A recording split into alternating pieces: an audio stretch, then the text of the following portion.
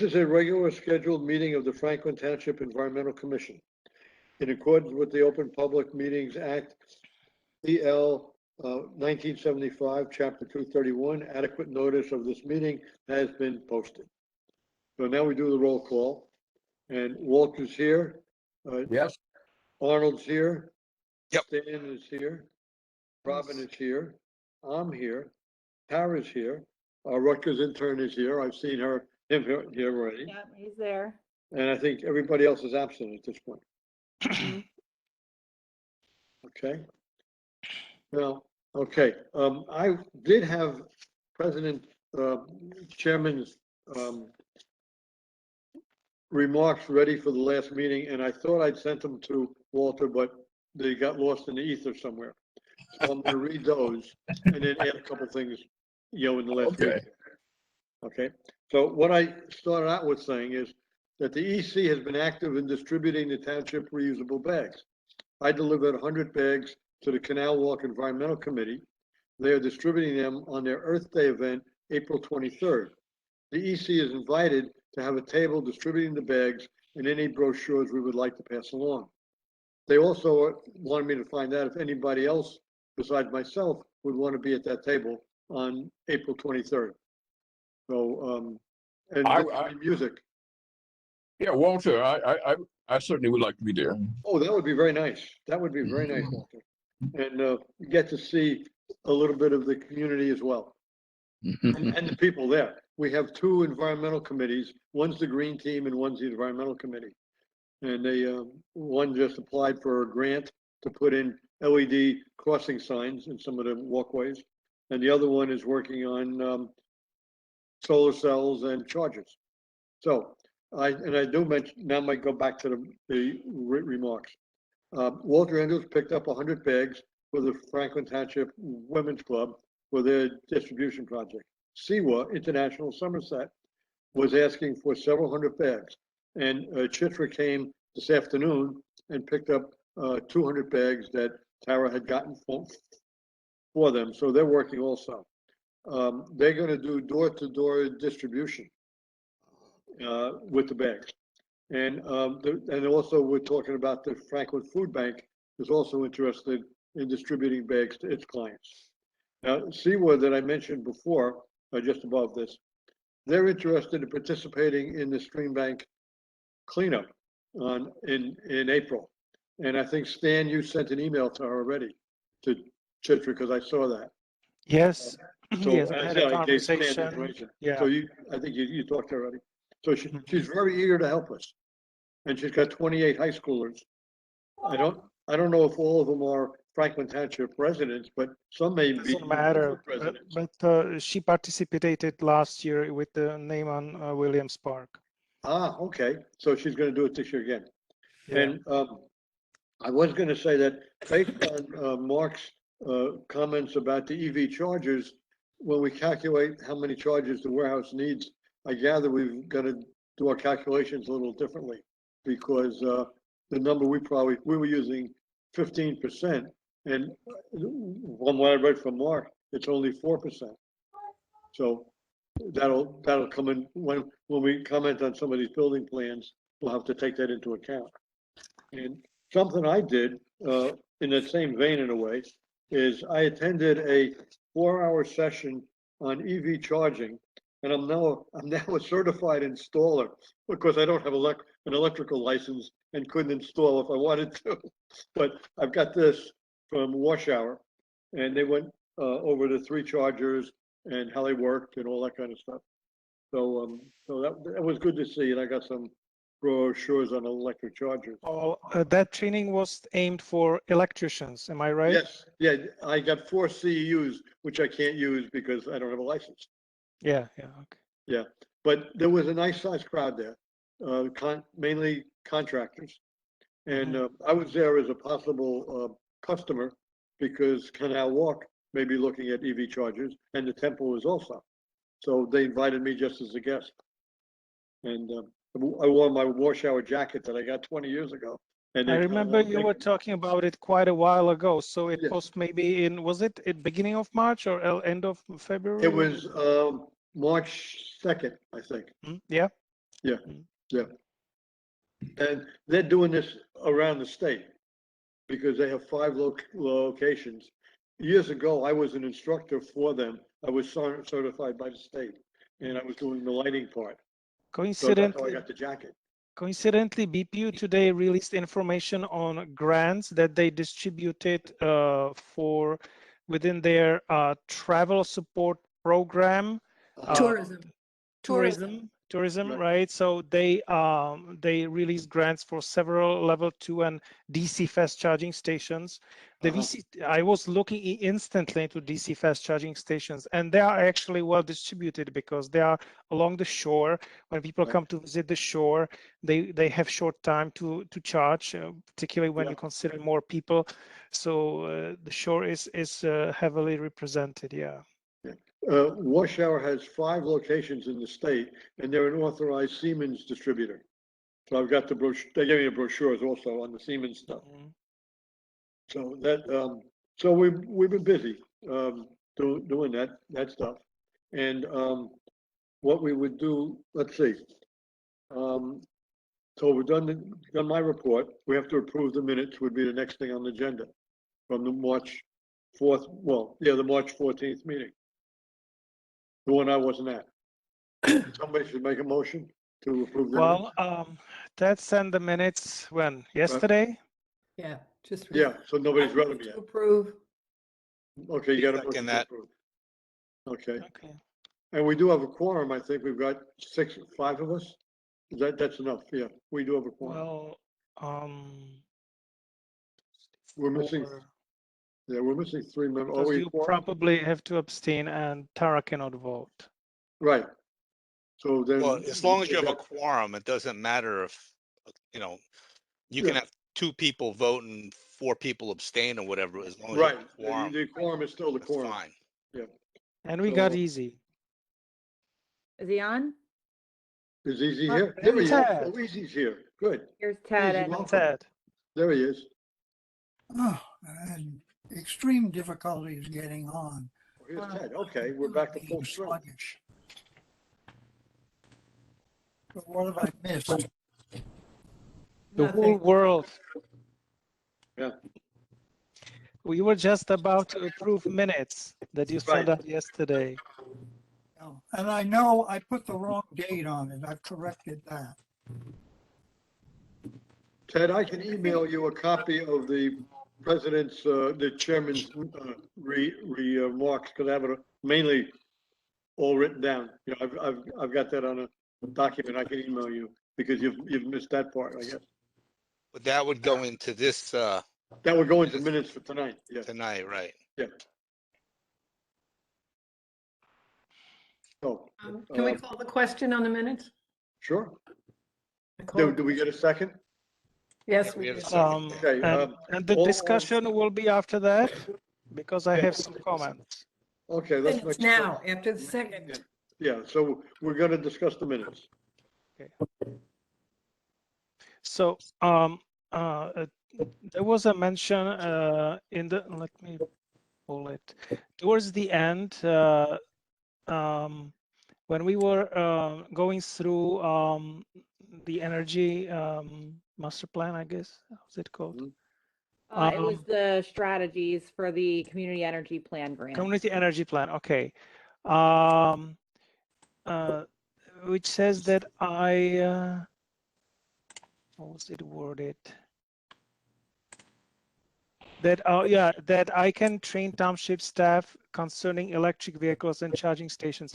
I think what I meant to say was that the Central Jersey Electric Auto Association, which I represent, can train townships staff on, I meant particularly the fire, for the first responders, Mhm. safety for regarding electric Safety. vehicles and charging stations. Ted, is it what you meant to write? Oh, I didn't get that. The South Jersey, did you say? It's no Central Jersey Electric Auto Association.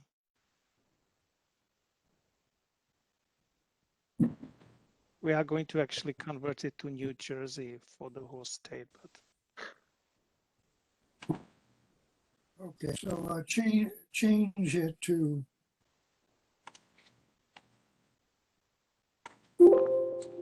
Because I will not be the one who will do the training. We have a person who is actually a trained first responder and who has been already doing this training elsewhere, and he's done a splendid job.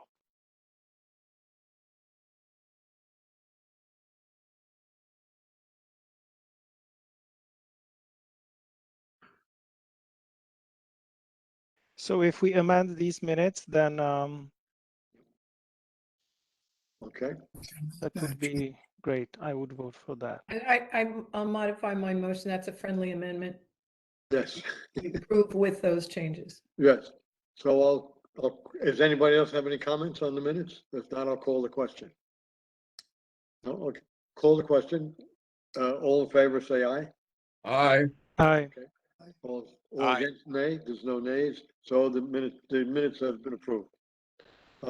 At this point, Tara, we should open the meeting to public comment. You said there's two people in Three. public, or three now? Yep.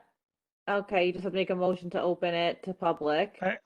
I might have moved to open to public. A second. Second. Okay, all in favor, say aye. Aye. Aye. There are no nays. Open the meeting to the public. Okay, so first on the line, we have Bill Bowman. Hi, Bill.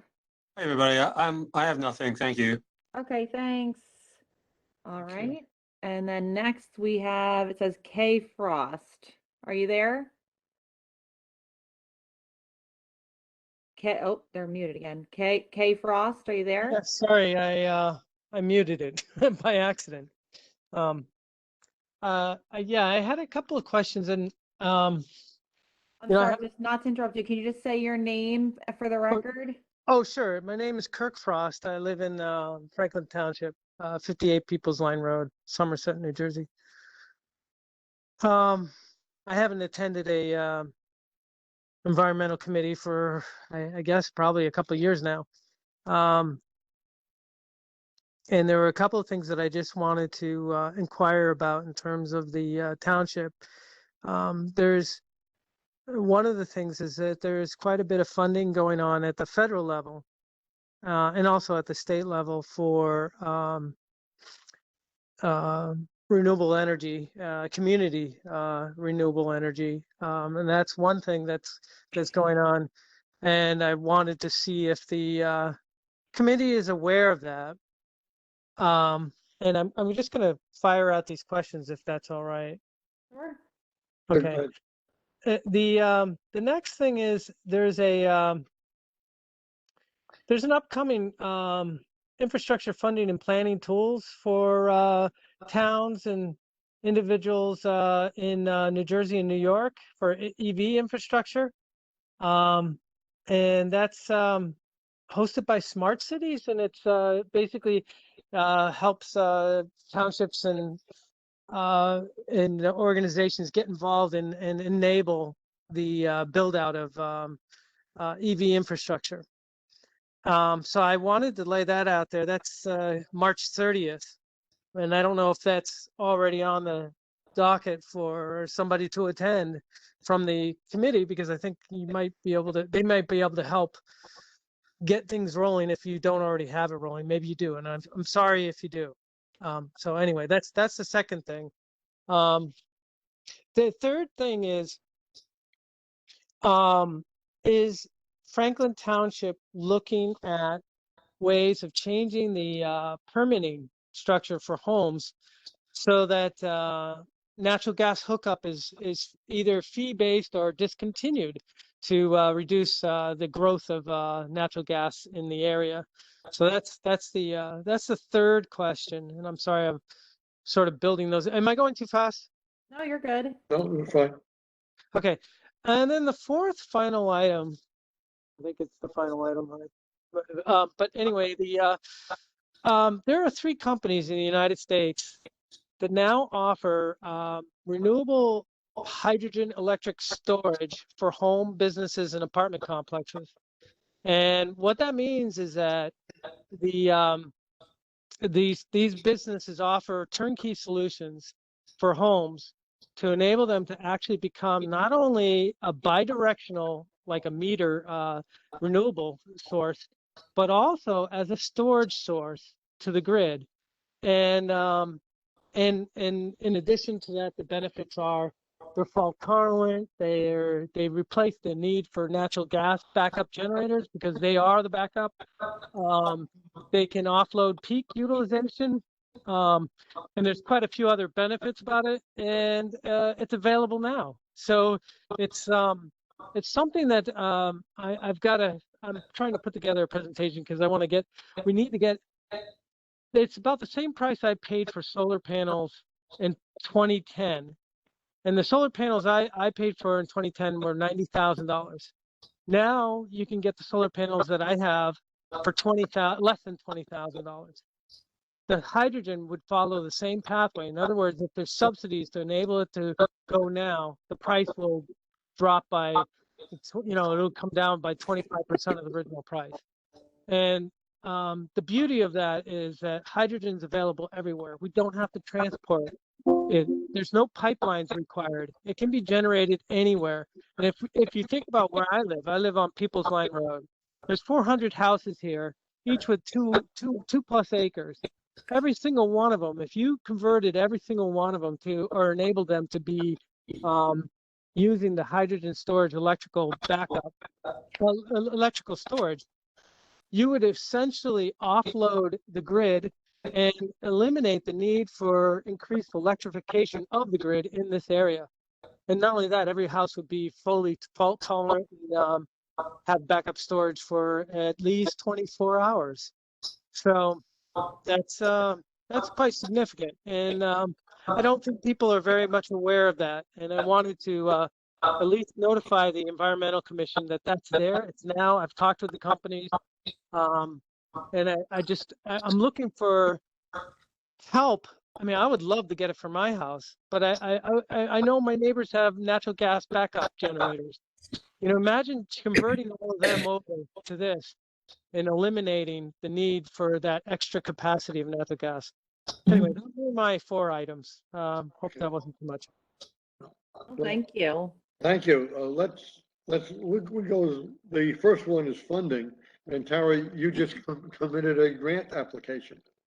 Yeah, so we are aware of we have looked at the infrastructure bill that's proposed, the federal infrastructure bill. We went through it when it was proposed, and we're keeping our eyes out for when that federal funding is available as a pass-through through our transportation management agencies.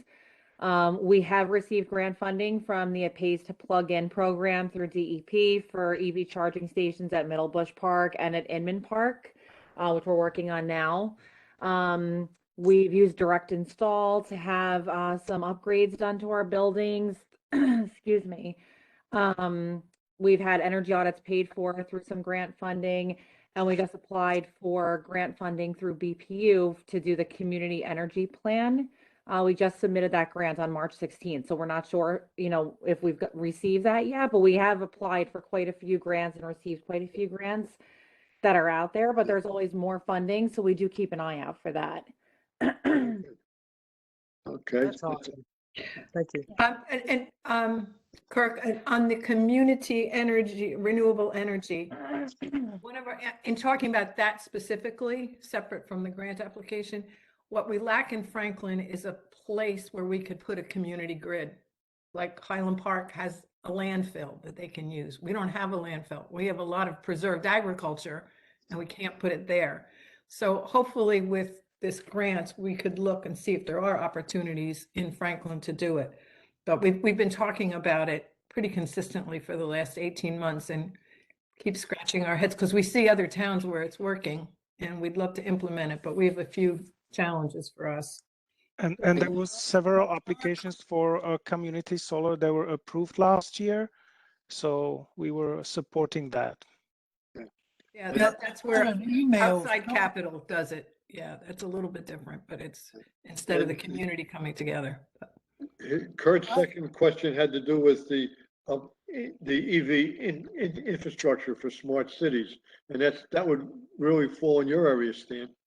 Have you been looking at that? as Tara, well? Tara addressed it. She mentioned Oh, that we applied for Right, okay, grants that's that for one. Inman Park and for Middle Yep. Bush Park, right? Right, Right, I think Kirk also said there was a meeting on March 30th, right, March Kirk? Or 31st, yeah. Yeah. some type of webinar. So I looked up while you were talking, I Googled smart cities, but I don't think I have the correct, Is it organized by BPU or DEP? Kurt? No, because it's Court? New York and New Jersey. I think it's broader than that. Yeah. Yeah. I can forward it to you now that I have your, Oh, that's good. if you like, I'll forward it. yeah, Tara. that would be great. And then I'm sure one of us would like to attend that. And yeah, we do attend webinars frequently, you know, for these types of issues. So yeah, if you can forward that, that would be excellent. Right. The third question was about looking at a fee-based permitting for gas hookups. Yeah, We have not looked at that at the township, from my understanding yet, in terms of permitting. So I can't speak to that because as far as I know, we have not looked at that yet. I can definitely ask the township planner if that's like anywhere on the radar, but it's not to my knowledge just yet. And Kirk, if you know any towns that are doing that are in New Jersey, it's always much easier to talk them into it if we've got language from another municipality. yeah. I do have that. I'm not sure if it's in New Jersey. I have to go back and check my notes. I actually have 2 townships with the bills on that. Great. Okay, That would So be I'll good. check that and get back to you guys. yeah. And the. That sounds like something statewide should be. Yeah. Maybe a model ordinance out of Anjac or something like that. Mhm. The fourth thing, Kurt, you talked about was hydrogen, and I've been following that with what's going on in California and around the country with hydrogen-powered cars. But I haven't seen hydrogen as a backup for a house yet. I know that some of the hydrogen people are working with the big units, Caterpillar tractor and heavy things, and even for cars, Honda and Honda and Yeah. Toyota have hydrogen cars in California, but Yeah. there's no infrastructure here yet, on the East Coast. Yeah.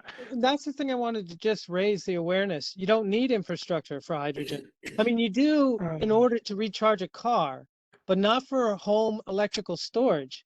You don't need infrastructure for that because the hydrogen is generated at the home. Kirk, You have a small you electrolyzer? Yeah. And If- they're commercially available. There's 3 companies in the US that I've talked with, all 3 of them actually, because Uh-huh. I wanted to get going because I want it for my house. So, I don't want to have outages and I don't want to buy a natural gas,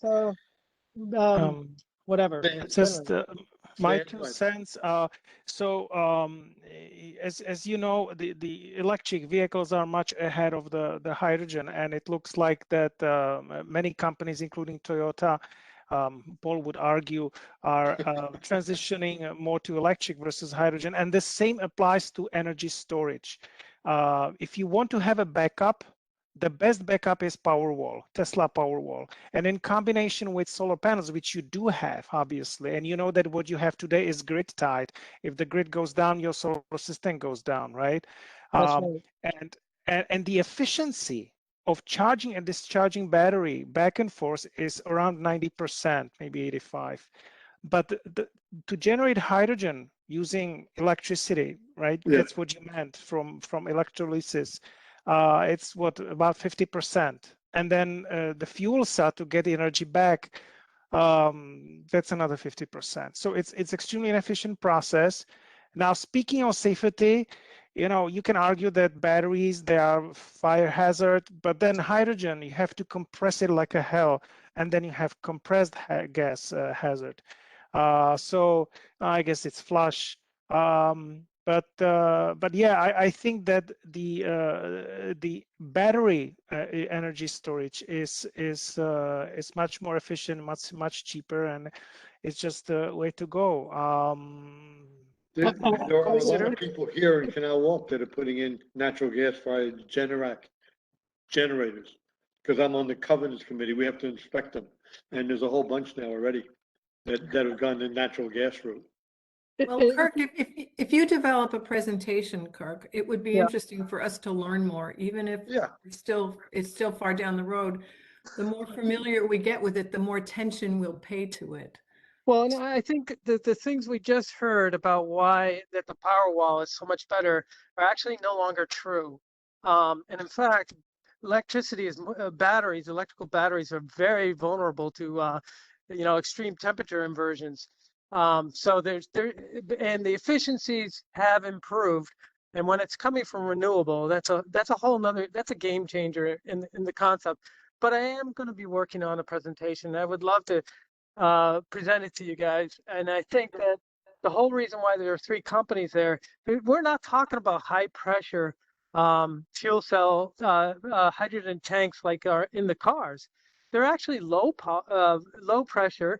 They're no less than 100 bar, and it's like an oil tank used to be in the house, and it'd just be full of hydrogen, and it's enough there to last for 24 hours. It's like a megawatt, or maybe a little bit lower than a megawatt hour. So the technology has changed quite a bit, and that's why there's 3 startup companies that are they have this available now, and that's why I wanted to raise it out there, because the natural gas industry actually likes the battery because it doesn't threaten them in terms of disrupting the natural gas supply chain. And hydrogen is something that can be created anywhere. And so, whereas with a battery, you've got to have you've got to have the electric.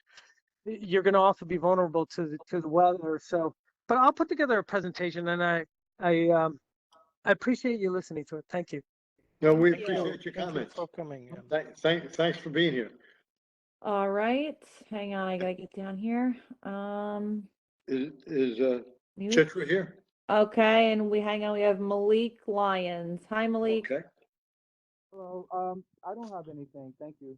All right, Okay. thank you. I move to close the public Oh, session. wait, she done, are you done, Tara? Or That's is there it, anybody yeah. else? Nope, Oh. that's it. Okay, so evidently Chitra said she was coming, but she did not at this Not point. yet, no. Okay, if she comes in later, we open up again for the public at the end, so Yeah, that could work. Okay, we got that. Correspondence, website, email, social. So we need to media. move to close the session public, you're right. Second, So I moved. second to close the minutes, I'll the second. public comment period. that was Arnie. I heard Arnie. Okay, good. All in favor? Aye. Aye. Okay, nays and nil, so we close the meeting. We close the public part of the meeting, and then we move on to number 6, correspondence, website, email, and social media. And that would have been mainly Jessica, I would think. I see the Yeah, one- she didn't send any report. The one thing I Okay. can say is I did put in the request to IT to post about the stream cleanup and the soil blocking. Mhm. And they did say they were going to get to it as soon as possible. They're just putting up all the schedules now and working out all the schedules for our return to in-person meetings. Okay. So hopefully that should be coming up soon. I just checked before, I didn't see it readily, but it should be up in the next. Tara, Yeah, I shared with you the flyer. Have you Mhm. received it? I did. Yep, I got that. Yep. Okay, because Stan? the flyer, yes, who? This is Robin. In the meantime, can you send us the place to register? Because I went to the EC website, it's not there, for the spring cleanup. Yes, I Yes. will share it. Send it out. I should be able to make that as well. And Yes. didn't we also suggest this be posted in our social media? I haven't We checked did. it. We I did. did. I put the request in for it to be done, so hopefully it should be up there pretty soon. Well, Great. I wanted to make actually amendments to that flyer because today, just a few minutes before this meeting, I received acknowledgement that sponsorship will be available from Aptera, and we should include Aptera logo on the flyer. Okay. So can you hold on a little bit? I need to update the flyer with Aptera logo. Stan, Yeah. what does that mean that they're going to be a sponsor? Are they donating something? They will provide some goodies about the product, which is the solar electric vehicle, and any donation which has it to be confirmed will go to Lower Raritan Watershed Partnership. This organization is picking up most of the slack. They maintain the website. They provide gloves and bags, and so yeah. Yeah, I just don't recall in the past, we've had the watershed group or somebody else like that, but you're talking about this is a for-profit organization you're talking about, or no? Yeah. Because I don't know if Good. we've ever done that before. We've had a for-profit organization as a sponsor, and what the guidelines for something like that is. Well, if they're paying for all the supplies to make the day run. Yeah. They've been doing that I in the just, past. I heard that, but I didn't really hear any details. I don't know what that means, that they're paying for supplies. He just, Also, Stan, go through it again. You just enumerated them, but. yeah. I guess I missed it. I must have No, done. this company, they are not, if you are thinking that they're asking for something back, no, this is a company that is looking for more awareness about their product, which is a solar powered electric vehicle, and they will provide some goodies that will be distributed during the event, because they understand that the people who attend events like that are more likely to be interested in the vehicle. Yeah, see, when I hear you say they're going to supply some goodies, I don't know what goodies are. Are they more of, something that's going to have their name on it? It's just more of advertising for them. And when you ask the question, what do they want? I think, Robin, you asked what do they want, and what they want is they want to have their. T-shirts, I'm baseball sorry, caps. Stan, I just want to finish. I'm answering your question. Well, I'm not finished with my question, or my point is that they're asking to have their name put on the flyer. So I'm just asking, the question is to, what are are there guidelines or something? I don't think we've ever put a private company's name on our flyer for something like that. So I don't know Okay, if Lower there's Raritan anything like Watershed that that needs to Partnership be put is through private company. Bob Warnlocker or something like that. No, it's on the partnerships brochure. It's on the partnerships brochure. I heard Stan say flyer or, something. For sure, yeah. The Lower Okay. Raritan Watershed Partnership is private organization. It's their brochure, right? That's highlighting an event in Franklin. Oh, I'm And- just asking a question. And I I don't know run what it with Heather, and she would love to receive any support from them. And am I right, Stan? You said that they supply the funds that buy the gloves and the plastic bags. Yes. Everything needed to run the day. Okay, Robin, that was more clear. Thank you, Yes, because yes. Stan said goodies. You're saying all this, But you're I saying mentioned gloves that and stuff. That makes more sense. I mentioned that the benefactor of any possible funding would be Lower Raritan Watershed Partnership because of what they provide and refreshment. Good. Okay, so that, we move on to item number 7, the review of site plan. Okay, you want me to go first, Paul, or? Yeah, because I didn't bring my L'Oreal stuff. I think you do that one, I'll do Yeah. the. Okay, estate. so I'm gonna start off by sharing the L'Oreal that I did. Right, Easy, you and I have to schedule a meeting. I know our schedules have been like competing lately, so Easy has generously offered to help with the review of site plans. oh, good. So Thanks, we're Easy. going, yeah, that's gonna be great. So you and I, maybe Easy can set up a time to meet next week or something, like WebEx or phone. It doesn't have to be anything fancy, Sure, no Or problem. even actually, if we have to, even at the next EC meeting, when we're in person, maybe we can even just like meet a few minutes before, stay a few minutes after, something like that. Definitely. Yeah, let's go with the plan. So I'm gonna go through L'Oreal, and then Paul did a few of the other ones. So I'll go through that. Let me expand this. Okay, let me move this now. All right, so L'Oreal USA products. This is before the planning board. This is a commercial development in the BI zone, which is the business and industry zone. The total acreage of the site is 29.585 acres. The acreage proposed for development is 11 acres total. So there's 305 48,200 existing square feet of building space, manufacturing space.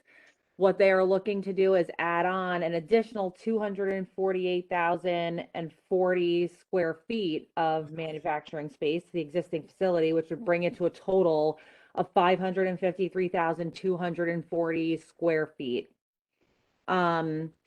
They are scheduled to be before the planning board as of right now on April 20th. That's what they're scheduled for right now. I'm just going to read to you kind of what the description is. So they're seeking the preliminary and final site plan approval, as well as some associated C variances to expand the existing manufacturing facility. They're doing it in phases. So phase 1 is going to have 2 utility rooms and a courtyard, and that is going to be the 140,000 roughly square foot building addition. That's going to connect the warehouse to the manufacturing building. Phase 2 will then add 69,000 square feet to the west of the phase 1 addition, and then 32,000 square feet more to the east of the phase 1 addition. So that's completely after phase 1's completed. There's an existing side access at Dahmer Drive. That's going to be abandoned, and the Commerce Drive access will be widened, and that will become the primary access point. There's 220 existing parking spaces. The applicant is looking to put in an additional 99 parking spaces.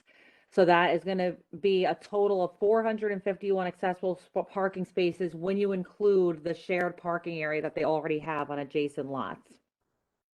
So the C variance that they're requesting is the C2, which basically says that deviating from the zoning ordinance, any of the benefits will outweigh any of the detriments. And their argument for that is that the increased width of the driveway and impervious lot coverage, that's what they need variance for, is actually going to promote health and safety and the general welfare, because it allows for truck movement that needs to be done safely and preventing the stacking of trucks in the additional streets. This site has been in manufacturing for over 22 years, so there's no change in the use. Specifically, again, the variances they're looking for is the driveway width requirement in this zone is 36 feet wide. They're proposing a 58-foot wide driveway. The impervious coverage limit in this zone is 60%, and they are proposing 63.4%. So that kind of explains to you what they want to do. Looking through the environmental features on the site, there's really not any major steep slopes. There is a conservation easement, which is shown on the plan. The Middlebush Brook is 630 feet north of the site approximately, and there is wetlands on the site. The applicant did provide a letter of interpretation from DEP, which outlines exactly the extent of the wetlands and the type. What else can I share with you that's of interest? So I told you it's been in manufacturing already for 22 years, so that's not a big change. I have to keep moving this WebEx thing around so I can read. Okay. It's not in a historic district. It's not affecting any preserved agriculture or open space. They have put in plans for minimum disturbance during construction in terms of sediment control and soil erosion. There is one existing bioretention garden on site, and 2 additional are proposed to deal with the increased runoff. There already exists pervious pavement in the parking areas. 158 trees are proposed for removal. That would require 783 trees to be proposed for replacement. The applicant is proposing to physically replace 547 of those trees, meaning that the remaining 236 trees would be dealt with via a monetary contribution in lieu of the planting. What else do we have here? All the proposed. A quick question here. I'm a little confused about this math over here. Shouldn't the checkbox be on the yes rather than no for the trees? Yes, you are correct about that. That is wrong. Yep, I'll move that over once I get to the Word version. Yep, you're correct. That should be on yes. And then the math, I'm just looking at the math in terms of the trees removed versus replacement. I just don't understand. If they are removing 158 and technically replacing 547, then the math should be 547 minus 158, which should be 389 remaining. rather than 236. I'm a little confused about why 783, then why 547, why not a simple clear math, 547, subtract 158, giving you 389. Right, yeah, Tara, if I could just address that, I think yeah, instead of saying physically replacing 547 trees, it should say they'll be planting 547 trees.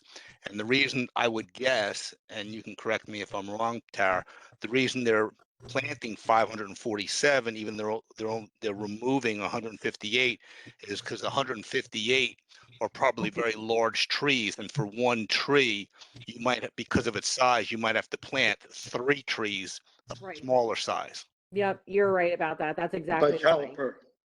Yes, that's right, Paul. There are some very large trees that have to be removed according to their plan. Yes, that's exactly right. And I can show you that calculation easy when we, so the engineers kind of do it, but we also look at it and verify it, and they put the calculation out there, so I can show you that. Thank you. Easy. I had that when I saw that, I did the math and I had the same question in my head when I saw it, but then I remembered that why they do what they do. Yep, But I thought the same exact thing. And Yep. it's kind of fivefold actually, so it's pretty heavy. yep.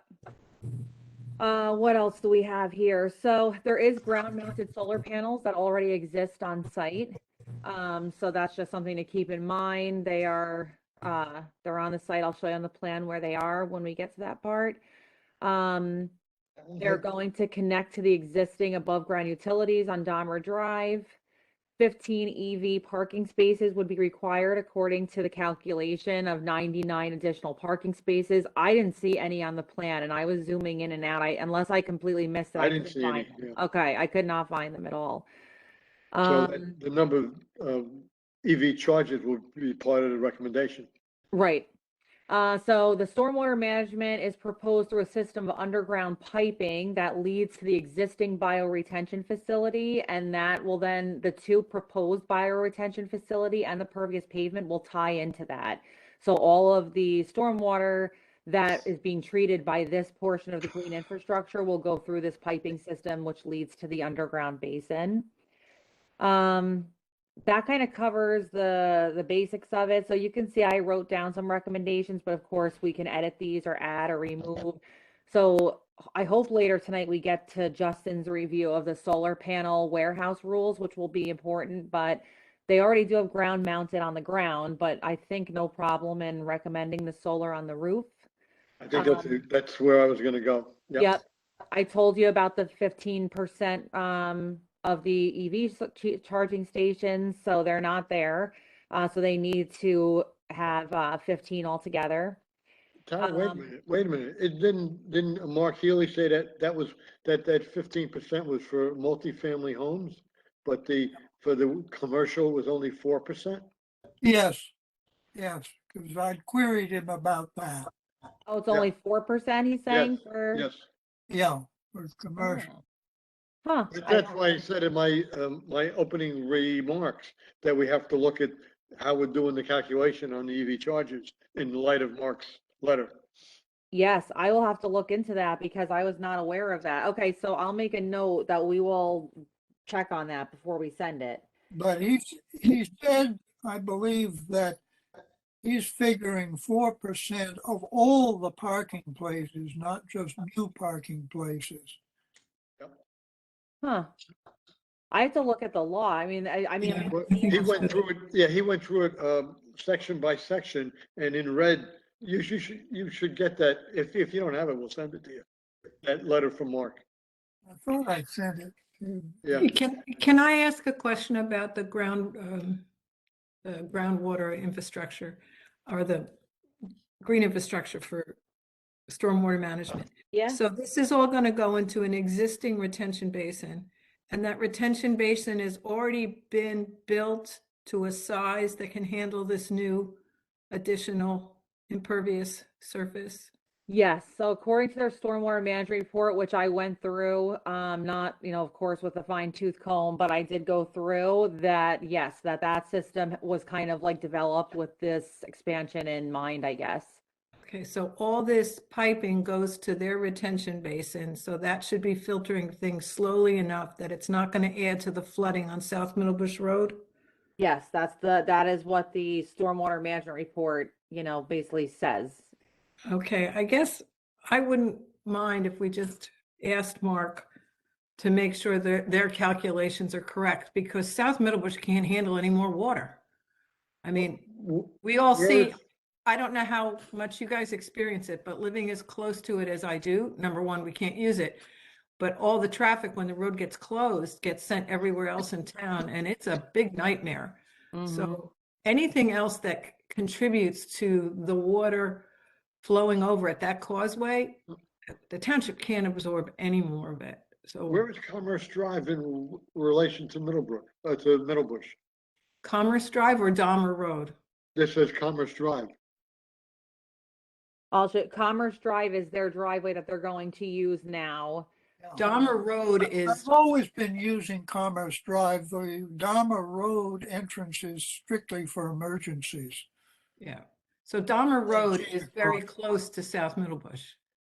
It's right off of Bennett's Lane. It's, Yeah. Oh, you know what? Yeah, I saw Bennett's Lane was mentioned in the yeah, in the and right. that's where the causeway is such a problem between Bennett's and Skillman's. Well, It's- Middlebush Brook, I think, would be to the east of L'Oreal at that point, and then it makes its way over to South Middlebush Road.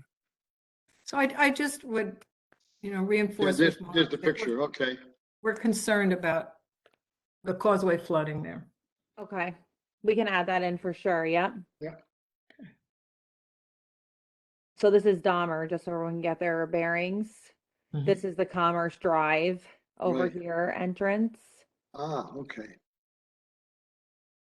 Ooh. All right, let me go back up there because I want to add that 4% in. All right. Let But me it's add in 4%, Tara, it's 4% of the total parking spaces. The old plus the new. of all. Yeah. Okay, It may come out near to the same number, but it It might not might. be. I'll just make a note so when I send my notes in to Christine that they're correct. I just want to add that here. Okay, so let me write that here. So it's really actually 4% of all. Okay, I'll make a little note here. Okay, so we will take care of that. What was the other thing? Oh, so I had thought maybe, so we're working on the anti-idling ordinance, which we can talk a little bit about more later, but anti-idling signage here, I think would be important in the parking and loading areas. And Yep. then, I like putting this bike storage in. I don't know if that's okay for this one. I think it should be. Yep. That was all my comments. Paul, I think you had some comments about the solar. Well, yeah, I think if they're taking out solar, they should put it on the roof. Right. I didn't think they were taking out any solar. Let me put the site plan up here. And let me I not make, didn't realize they had solar on site already until you mentioned it. yeah, so this is like the worst. Ground mounted, right? Ground mounted. If Ground they're mounted. planting all those trees, it might be. Let's Yeah. zoom in here. So let's see here. So it's here you can see where the proposed building expansion is. So this is the phase 2. So phase 1 is this, Right. and then phase 2 is this and this. Oh, One on either side. Yep, one on either side. This is part of phase 1, the utility courtyard and the utility room. So phase 1 is basically everything down the middle, and then phase 2 is what's on either side. Now let me find the ground mounted solar here. Am I Where doing are the the roads? on the site plan? Yeah. So Dahmer is right over here. Let me reduce it again. Ah, okay. And then we got Commerce is over. Oh my gosh, this I see computer. commerce. Yeah. Okay, let me go to the next screen because there's a bunch of different. I want to see if they show the solar on here. Let me scoot over here. Where is this solar ground mounted? It is alongside Dharmar, It's alongside Dahmer. Okay. Up. south of commerce, in the corner of Dharmar and commerce, based on my visit. Okay, so wait, Dahmer's over here. There's Dahmer. And where's Commerce? Is right- Commerce. Commerce should be right around here. So where are they showing these? Where is Commerce? Commerce is right to the bottom here. Here, let me zoom out again. This is different. This is a big plan. It's like hard to maneuver. Let me go to the next page because there's 4 pages of just the site plan. Okay. There's So it's Commerce. south of the parking lot. Okay. Over here, yeah. There's Commerce, there, over a little more to the left. Yeah, Is south that it of with this parking lot. I think that this is where they have solar panels now. Okay. We can look on the think aerial so. too. I can put the Remember aerial up. there- when they came in for the solar panels to be approved. Let me go to the last page. Maybe we can finally get it on here. Let's see. Commerce. What's this over here? Nope, they don't Yeah. they don't show it, huh? I have it here. I'll bring up the aerial. Okay, let me get the aerial photo. Hang on one sec here. Let's get this going. Okay, Yeah, that's what I'm talking about. there it is. This is a picture, so I can't move over. I can get it on my Yeah. mapping system if you want. But okay, so the ground mounted solar is now I didn't see anything in there that said they were taking them away. Okay, But I mean, I think adding to them is fine, you know, Sure. especially with the new roof. and the new ones are gonna be more efficient than the ones that are on the ground now. 'cause Yeah. they're newer. Here's the Middle Bush Brook over here, just for your reference. Right, Oh, right. So that is what I have for that one as of right now. Does Okay. anyone else The have water anything? utility is next to them, right? The sewerage authority. Sewage, I should say Yep. sewage, yeah. And between sewage and Jiffy Road is some sort of detention basin, right? It's Yeah. actually other it side belongs. of Commerce, I think. It's labeled as Middle Bush Brook. Middle Bush Brook, yeah. Yeah. Oh, yeah, there's the sewage authority down there. Yeah. Yeah. All right. Anyone else have any other comments or questions? Oh, I gotta add the stormwater question to this. Okay. Yeah, that. Right. Okay, there are 3 new ones. 2 are just houses, but the big one, I haven't done the checklist, so this will just introduce it for the next meeting, I think. Yeah. Okay, this one is Duke Well, Realty. Paul, before you go Yeah. there, if you could just, Tara, and take out the word physically replace 547 trees and say that they'll be planting 547 trees. Yep, will do. Thanks. Or replace with 547 trees. Yeah, That's fine. okay. All right, let me find it. You can go ahead, Paul. I'll find it. Okay, the next one is Duke Realty. It's a new one for this year because it's PL 22. It's on Elizabeth Avenue and Grant, but the lot size is huge and it really stretches all the way to Davidson. What they're asking for first is a subdivision of they have a total of 67 acres. And they want to make 24 acres one side, and then the building is going to be on the 43-acre side. They're going to they plan to build a 436,960 square foot warehouse, of which 346,000 is for the warehouse and 50,000 for offices. This is a big operation. 466 parking sites, and they are going to take out solar panels to make room for the building. So that's where I was thinking about. Jesus The Christ. address listed is 187 Davidson, but the entrance is really back on the other side on Elizabeth and Grant. And the zoning, Paul, there is what? The zoning is same as the other one. Industrial? It's the right zoning, yeah. It's this one. But Yeah. They're going to kill the solar array. they're gonna take Apparently. some of it. Some. If we don't have an ordinance about it, we should have something that if you're going to take out solar, you have to replace it with Yeah, solar. and the obvious place, we got This- 436,000 feet of roof. Roof, right. And generally, like, if they do like, Amazon on Randolph, they could get 320,000 square foot of solar. Mhm. And what I would recommend is not only to put the solar on the roof to replace what they're taking out, but ask them if they could go for the grant to dedicate some of the output for the people down in, who are renters down at the other end of town. Mhm. That's one of the grant features of, they get money toward the solar. Yeah, and it could be on the roof, it could be over their parking, but somewhere. Yeah, I mean, well, it could be over the parking, yeah. But, I have it up here, Paul, just for your reference. I have the. oh, good, site here it plan. is, yes, good. Oh, they're Is it- filling in wetlands too, existing wetlands to be filled. Oh, And And this is all rotoclip, Borders in rotor clip, doesn't it? Yeah. they so it's must- rotor clip expansion? Is that No, what this it is Duke Realty, it's a whole new They building. must have bought it from rotoclip. lots of Oh, impervious stuff. Huh. I'll put this back up for you guys to see. I just want to see if I can figure out what's going on with this. Huh. I mean, they have to have permits and everything, obviously, to do any filling in yeah, of. there's a whole list of permits that they require. Is this a zoning or planning board? It's a Planning. subdivision. It's on planning because they have to break up the whole thing into a subdivision. They want to subdivide the one lot into two lots.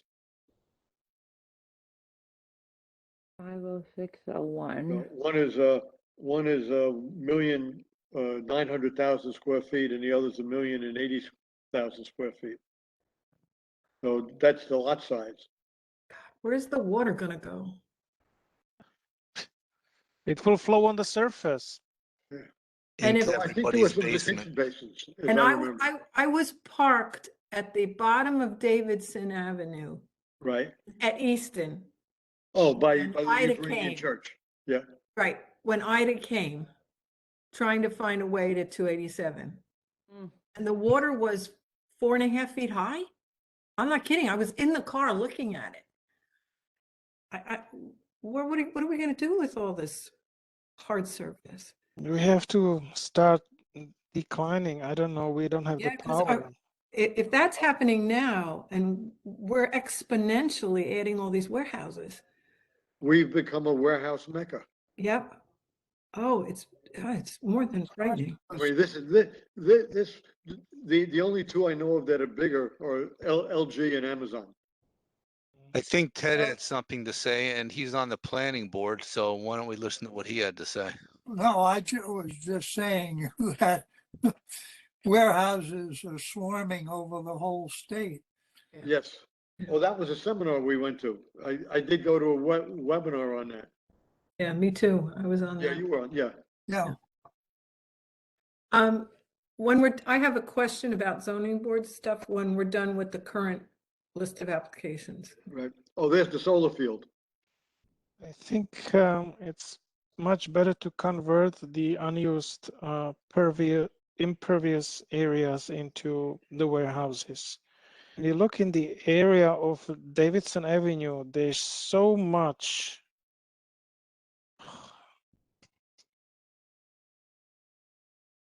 Oh, I'm missing a lot. No wonder. I'm like, something's missing here. 50202 1203. I'm sorry. Okay. That must be this big one. Nope, Yeah. it's not. That's 1202. Where I is, mean, the total of the site is 67 acres. yeah, it's gotta be this too. Okay. Yeah. Yeah, this part here with, I'm pointing, Yeah. you can't see me point. But it's. There we all go. those Okay, trees. that's the whole thing. There we go. Yeah. That makes more Yeah. sense.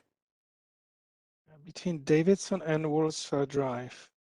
Now, just real quick, I would like to see something. Let's see here. There's one picture that showed the Davidson and Elizabeth and how they connect. Is that 287 up in the upper Yes. right-hand corner there? Yes. Yep, it is 287. That's the No, up on the wetlands? right hand side is That's the wetlands on the site. So Whoa. it's all of this. This up here is 287, right? Yes. This is 287. 287 for your reference. And what is this one down here? That's the only thing that is a little difficult about this one is it I think doesn't. that's Davidson. Yeah, you're right. Yep. Yeah. So it's completely, I mean, this is a lot of wetlands. A lot. So where it looks like, it was showing in the last picture, was showing a lot of tree canopy. Mhm. Is that tree canopy area where the wetlands is? It looks that way. Yeah. Could very well be, yeah. Yeah, it looks almost identical. Yeah, where it hasn't been cleared for solar cells. So they're taking down mucho amount of trees and getting rid of the wetlands. Yeah. Filling in wetlands. Yeah, I gotta look and see exactly where is the wetlands being filled in. And they have approval from the DEP for that?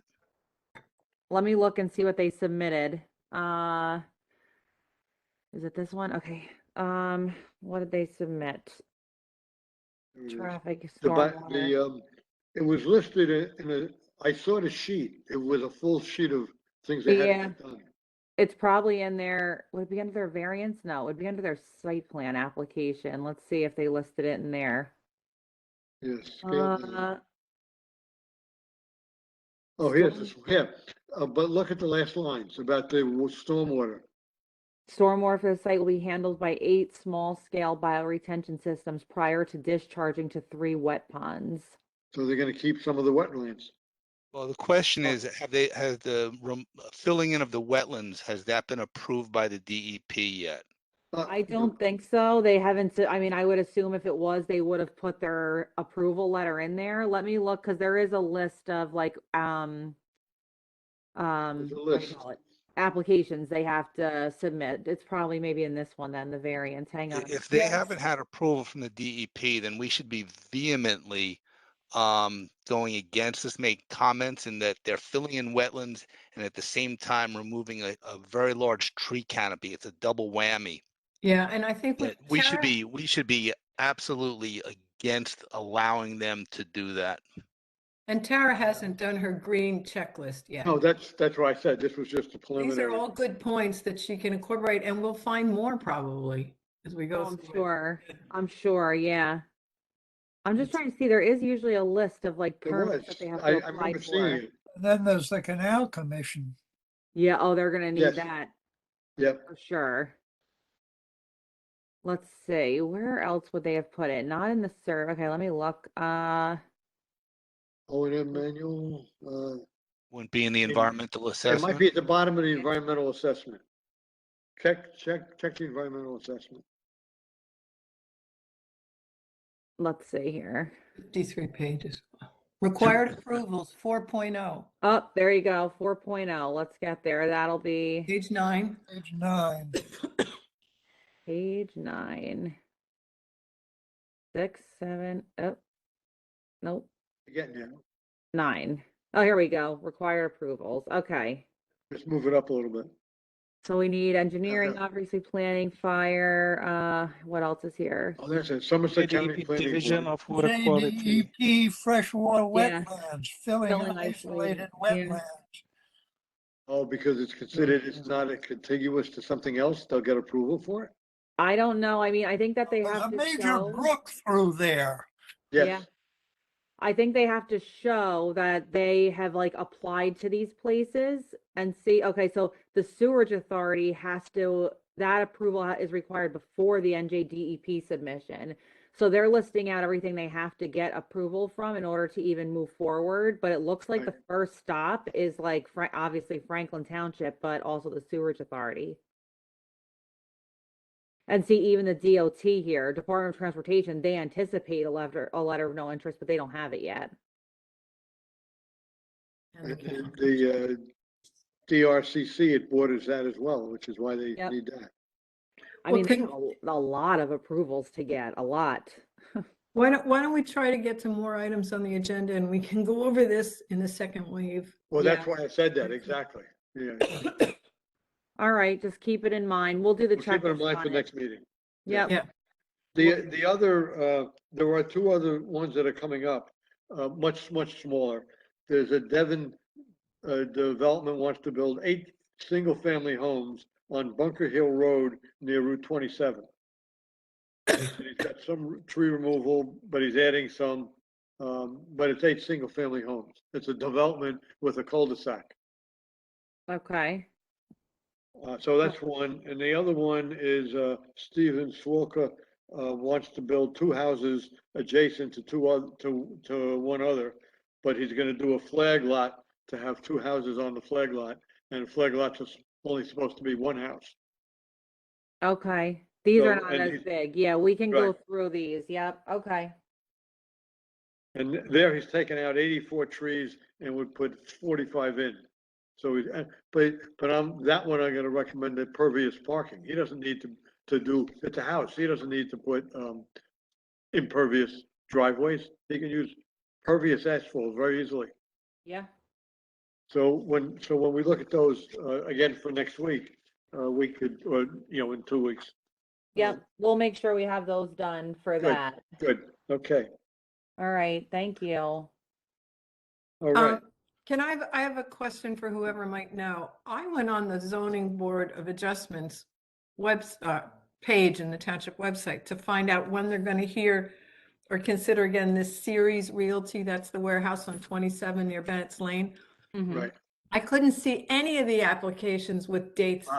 They're over to the left. There's a special, when it says applications, they rearranged the whole thing.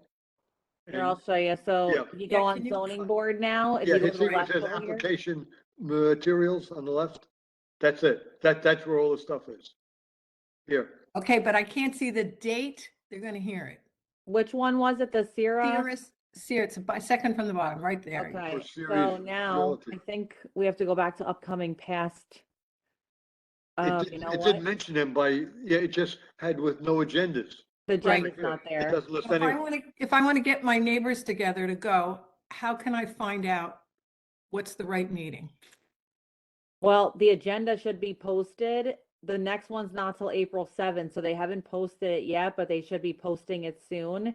So you would just have to go back and check Every day. the agenda to see. Now for the 7th, they would have to post it by, I'm trying to think, I can't think with all the weekends in 31st?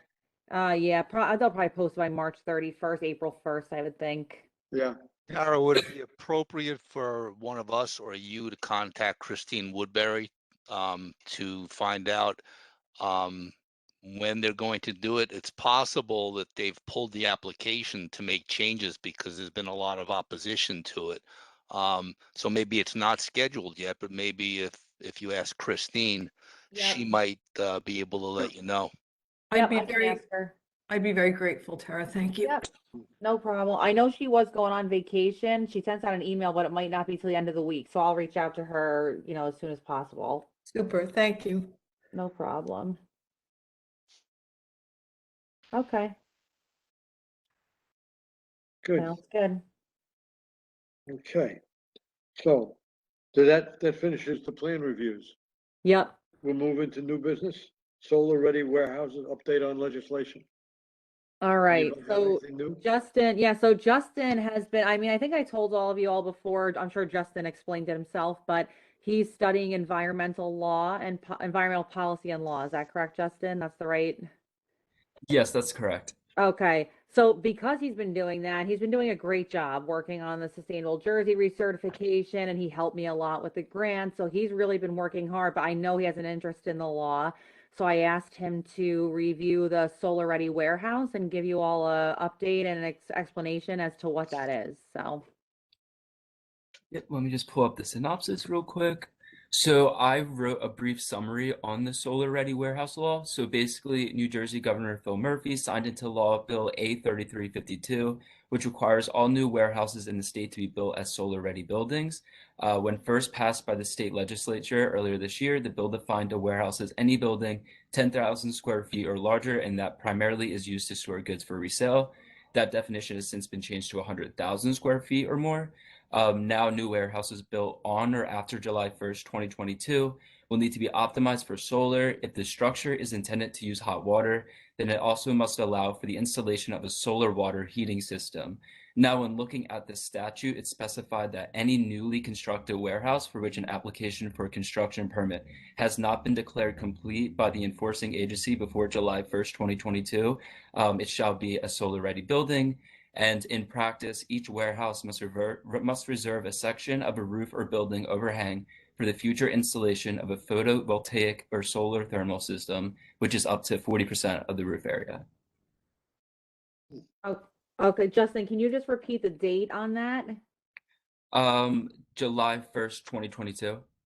So anything built on or after July 1st, 2022 is going to be subject to these rules. Anything whose application has not been deemed complete.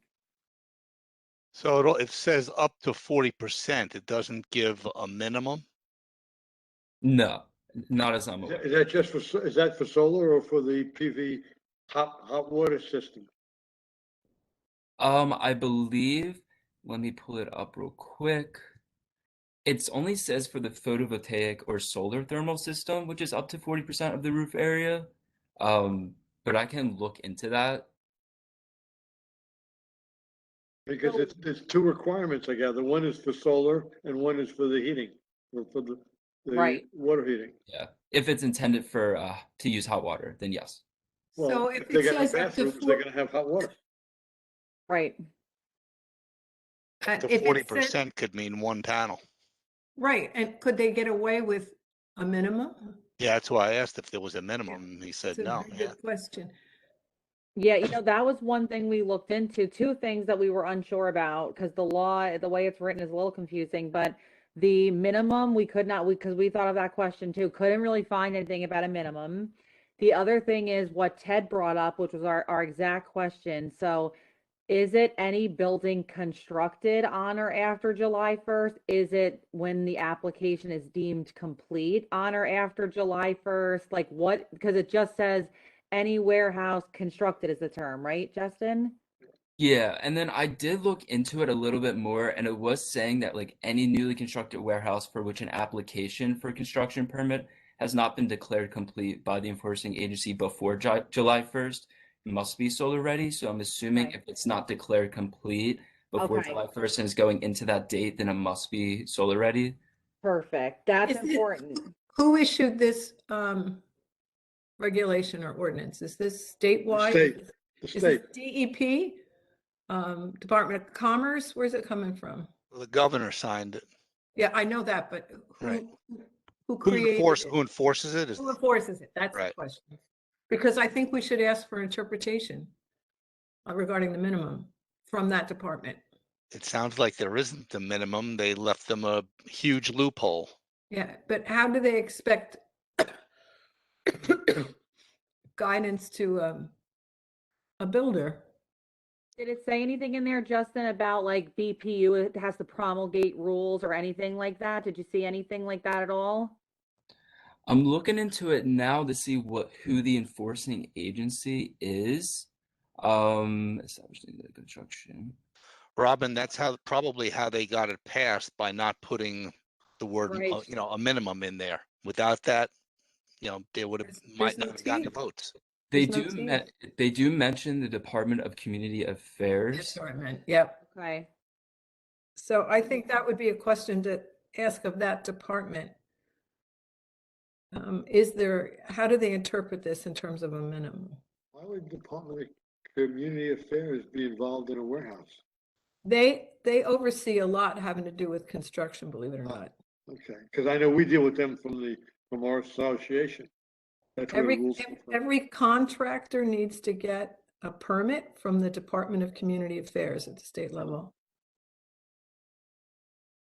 So moving forward we'll definitely get some more information on it. There's really not a ton of info out there, but we'll get more information on it. However, we are going to have to start looking at this as of July 1st, basically once July 1st, 2022 happens, we're going to have to really start, making not this far part of away. our review It's only a couple months. very soon. Yep. I mean, yeah, it's very confusing. It really, the law, it is so short. It's like, this is probably the shortest one I've seen. It's amazing. Oh yeah, it says Rules and regulations establishing standards for design and construction will be forthcoming from New Jersey's Department of Community Affairs, like Justin said. Okay, so that's where it's coming from. But they're not out yet, so. So we need to push to get a minimum in there. Yeah, because basically without those rules in place, we can't really do much, and they're gonna have to get them done well before July 1st, you would hope. Oh, Well, the regulations, once they write the regulations, wouldn't it have to go through a process of public review and all that? I would think so, yeah. They'll never make it by July 1st. No, they'll never make it by then. No. So this will probably get particularly pushed with back. the builders lobbying them to minimize the effect. Right. Yeah, so you know what, they're gonna promulgate rules for standards and design, it says. So you're right, we should get comments in that if we want to have that included in their review before they go ahead and do that. Or I guess we could wait for when the draft rule comes out. Because then there'll be a comment period. Yeah. So yeah, so that's a big one, especially with all of our warehouses. So, all right. So anyone have any other questions for Justin on that, or? Oh, he's doing good work. Good Thank job, you, Justin. Justin. And good one. Thank you. Okay, so that's it. Now, the last thing on new business is April, we go back to in-person meetings. Yes. We're so gonna I use sent- are we gonna be able to use the council chambers, or are we gonna use the conference room in the back?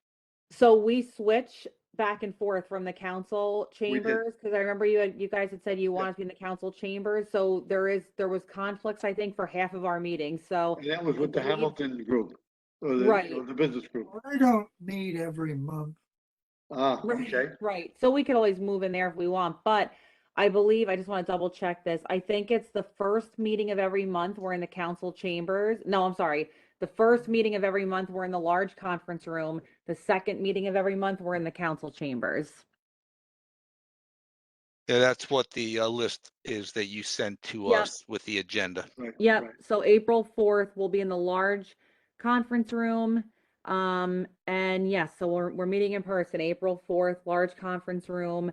I'll be able to put all of the site plans and everything up on the screen, because that's when we were meeting in person with my other committees, that's what we would use. So I can hook up to that screen. We have internet capability in there. We can record from there, obviously. I think I said in my email, I try to get to the building by a half hour before the meeting at the absolute latest. I usually get there a few minutes earlier than that, so I'll open the doors for everyone, but not before 6:30. So just keep that in mind. Do you open the front doors? I usually open the front door, and I call it the back one, but I don't know that it's actually the back door. It's kind of like where that little you know where Bob Warnlocker's Yeah, office is? Not that door, the one around to the side of it. So if you parked in that lot, you would walk up the little sidewalk and there's a door there. I usually Right. open Yeah, that. it's just beyond the clerk's offices. Yes, yep. So it's not the doors on Demott. It's around So the I open around the I open side. those on Demott as well. So both. This way, if you park wherever you park, you can get in. Yeah. Oh, well. And well, I've you're got the the best key, then. so I'll check the mailboxes I'm coming in. Yep. Now one question I did have, because I've never met with any of you in person, I realized the other day, because I started with you all during COVID. Do you want me to print out like the agendas and stuff, or is it okay with just putting it on the screen? Is there anyone that wants to have paper? You don't have to let me know right now, but if you want a paper copy, let me know. Otherwise, I'll probably just put it up on the screen. Well, email them out, the agenda out. I will. Oh yeah, I'll still email it out for sure. Yep. We want it. Yep, I'll still email everything out ahead of time, but in terms of, because in the beginning I would copy everything, we would mail it, then we moved away from that. So I kind of just say, if you want to, I'll have a few paper copies to be on the safe side, so I think that's basically Well, It makes it handy when you're going through the list. The meeting for the public, if any public attends. Yes, yep, I'll have those copies for sure. So that's why I usually go in like at least a half hour early, just to kind of print that stuff out. Tara, what are the township's COVID protocols for those meetings? Are masks required or not? So last week, the mask mandate was dropped, so there's no, now, I should say for staff in the building, that's my understanding. Ted, do you know anything differently than that? I don't think there's any mask requirement anymore. I don't know. I'll I'm probably pretty, still wear one. I mean, I know the staff no longer, that was dropped, so I'm assuming it's the same thing for the meetings. Yeah. I can't imagine that they would, change it from daytime to nighttime, so, No. if I find, I believe I'm 95% sure, I'll say right now that there is no mask required. If I find out differently, which I will make sure I find out before our meeting, I will let you all know. Very good. And Okay. what else? I think that basically covers it, but yeah, that'll be good. Okay. Now, okay, so that completes new business. That completes new So now business. we'll look at old business. Are any of these things, A through F, that somebody wants to talk about? Yeah, I put all those on there to talk about. I can go through them quickly if that's okay. Sure. Okay, so the first one, Sustainable Jersey recertification. So Justin and I have been working on that. He basically, I think I had mentioned in the past few meetings, he has taken our actions from our previous report and what we've been working on since then and compiled them into a really good Excel spreadsheet so we can kind of like sort through there and see what we have left to do. He's also started writing up some of the narratives that we have to submit, like for our green infrastructure plan. He's done the research for our stormwater management requirements. I spoke to Ted today and he offered nicely to kind of like say, hey, how's it going with this? And do you guys need help? Are you moving along? So the good news is we're at the point now of writing the actual narratives. Some of them are going to have to be written by maybe DPW or say the fire marshal or whoever else, and we will connect with them and make sure that gets done. But Justin really is kind of, That's what takes time, Yeah. is getting materials right. from other people, and it's not just within the township. I mean, you may have to get hold of Gobble Associates to certify how much of our electricity is renewable, for instance. Right. Yeah, so that we're now that we're like basically now full steam ahead on that.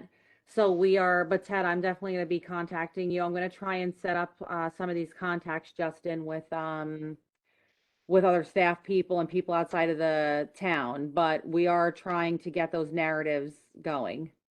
Have you checked through the actions to see if there are additional actions that we might now be able to do? Yeah, so Justin, you want to speak to that? Sure. Yeah, there's actually a lot of different actions we could do. I know we were looking at stormwater management for one. There's different tiers that you can accomplish. So I was looking through Franklin Township's ordinances, and I believe we were qualified for two of them, and there's three to four. And so like stuff like that, we can upgrade the stormwater management ordinance. And we were looking at the green infrastructure planning ordinance, and that also has different tiers. And then there was other stuff like smaller things of like inclusivity on like say the environmental commission or throughout the municipality, making sure that people feel represented in the township, and that gets you points. So there's a bunch of small stuff, and I can send out the spreadsheet if needed if you guys want to see just exactly what we can do. That's good. Yeah, he's gone through, so basically Ted, what he's done is he's gone through every action under Sustainable Jersey and he has looked to see like, what do we have? What do we need to do? So he has done that exercise to make sure we're meeting, because I did tell him, I said, you need to hit every single point because Sustainable Jersey will kick it back. If you miss one thing, that's for sure. So he's done an extensive review. So I think we're in good shape. It's just, you're right. I mean, collecting the information stuff, that is going to take time. So we're focusing on that now. But we probably will need your help, Ted, I'm sure at some point. So I'll reach out to you. Ted, so Justin, just so you know what you did, Ted basically did that for the entire time the town has been certified. He kind of like spearheaded that on his complete own. So it was a lot. Yeah. It was a lot. Well, we have a green team that you could convene. Yeah, we do. I was thinking, I wonder if I should do that. I was thinking, that's what I wrote down a note. When is the Yeah. green team gonna meet? 'Cause I we have to probably meet Yeah, 6:30 in the morning or 7:30 in the morning, I remember. I probably should convene them. That might be because I remember you did do that, Ted, and it was like he kind of said, you have to get me this, you have to get me that. So Justin, maybe we can find a time that you're at Rutgers and we can do that because Rutgers obviously is close. Maybe we can convene that soon. Yeah, I'd be down. All right, that And works. and the last time we typically had the meetings at 7:30 in the morning, it was, I think, more convenient for township staff. Yeah, Have it that then. works. All right, we'll try and get that together then too as we continue to work. But yeah, we're definitely moving forward and like he wrote up the entire narrative for the green infrastructure plan, which how much that gave us how many points? Do you remember, Justin? Not on the top of my head, but I do have it written down. It was a lot. I feel like it was like 15 or 20. Yeah, it was a good amount. Yeah. So he's already written that action up and it meets all the criteria. So we're moving. It's just, you know, we're getting there. We'll get there. Good. Yep. Okay. The next one, adopt a drain. So I spoke to Bob Vornlocker about the adopt a drain. So our attorney has reviewed and approved the contract and all the supplemental documents. The council already signed off on it. So now we're just getting the documents signed and sent back. So I've been in contact with Hamline University. They're the ones that would run the program. They know that the contract is coming. So as soon as they have it in their hand, we can start putting the mapping together and doing the live database and all that. So yeah, so that's moving forward. It took a little bit with the attorney to get to the language that was approvable, but we're good now. So Oh, and Tara, keep an eye out for dates from Safi. Safi, is that her name? yeah. Because I think that's the perfect first article in the next Franklin Times. Oh yeah, absolutely. Agree. We can work on that together. Okay. And I've mentioned it here at Canal Walk, and it looks like there may be some interest here to do something like that. Oh, good. That's I mean, great. we have, we have 6 miles of roads in Canal Walk. Yeah. Well, I met with DPW today on another issue and I had talked to them about the adopted drain because DPW was very excited about it because they said they spend a lot of time and man hours just cleaning out those drains. Like there was one guy there that his entire day the other day was just cleaning out the drains. So it makes up in time and money. Yeah. The green infrastructure. So I met with the Rutgers students and program that is working on our green infrastructure feasibility study. So as you know, all the documents are done, the study is done. We've talked about that before, and we were looking for a place to put the rain garden. So we have to kind of get that moving because that grant is going to be closing up soon. So they did come out to the municipal building. We walked. There was like 6 sites that they were looking at there, and there was 2 or 3 that weren't going to work because of the extensive tree roots in one spot. We got lucky that day. PSE&G was marking out the whole building, and so we were able to see all the markouts, which was excellent, actually. So we got some of those didn't work. One spot that we think will work excellent in terms of maintenance as well is right near the senior center. So there's a grassy spot right by the senior center. There's a downspout right there. So their thought, which is what they're going to design, it's a 2-tiered rain garden system. So it'll be a small rain garden right directly under the the downspout. And then the topography already slopes down and there's an existing catch basin there, which they can put the rain garden around at the bottom part. So anything that goes through the top filter will then filter to the bottom rain garden, and there's already an existing catch basin there. And the beauty of it is I have been talking very preliminary talks with recreation, and there are some seniors that have been asking for quite a while apparently to start a garden club there. And so this would be something that'd be right up their alley. It's right there. They wouldn't have to travel. They could maintain it. It would be beautiful in front of the building, but it would also serve this great purpose. So the maintenance is super important. That is like the spot where we always, it's difficult to maintain. So I think that will work. And do you think Tara, there's some money to help the seniors maintain it, or did they raise the money for that? Recreation has a budget and they would definitely be able to get tools or whatever they would need for that, especially if it's for a senior, if it's for programming, they could definitely use that. Great. And the town, we have funds for to actually put the rain garden in, but part of the grant is the complete design and cost estimate of the rain garden. So that'll be submitted to us, they said within the next month or 2.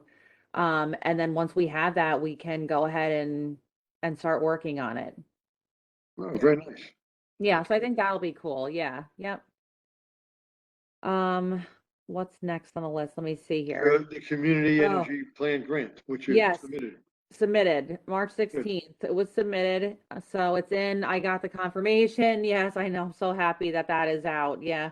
Got the confirmation from BPU, so they have it, and they said they are reviewing them and they'll get back to us. So it's been Okay. submitted, all complete, so all good. What else here? Local health is left, yeah. A local health assessment and action grant. So I think at the last meeting, I had to go through it really quickly because we had spent so much time on the energy plan, but this opportunity for a local health assessment and action technical assistant grant came out from Sustainable Jersey. So I checked with Bob Vornlocker real quick and he said, yeah, apply for it, see how it goes. So we applied for it. Woodbridge Township has been the recipient of it in the past, and you can basically what it is they have staff from Sustainable Jersey help you, and they have a scientist there that studies, it's like she's a health, I don't know exactly what kind of doctor she is, but her title there is like health data analyst.